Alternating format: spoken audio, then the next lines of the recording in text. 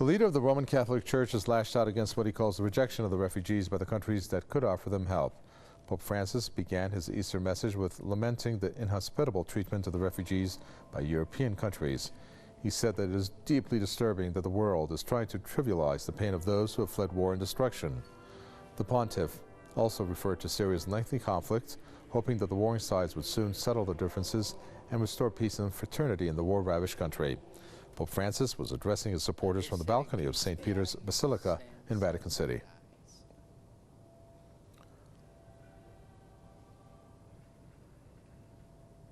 Mark Lenn from the Crescent and Cross Solidarity Movement believes that Pope Francis is correct in calling for compassion for the refugees, but he seems to be overlooking the real cause behind their plight. You know, him giving this speech at this time, while certainly it is true, our brothers and sisters, these refugees, they deserve our compassion, they deserve our support.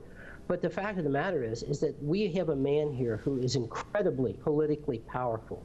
And if he would just take the lens of that camera and focus it a little bit better on what the causes of this refugee crisis are, this thing could be solved overnight. Why is he not talking about the deliberate war against the people of Syria by countries such as the United States and the UK and other Western countries and Israel itself?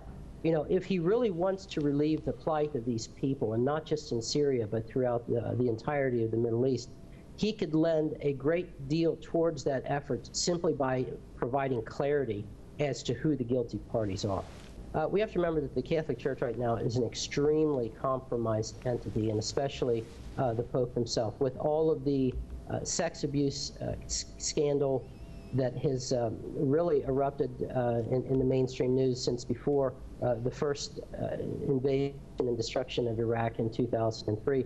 And so I'm sure that the Pope would like to be able to say more, but because of the embarrassing circumstances that he finds himself in, he finds himself not able to.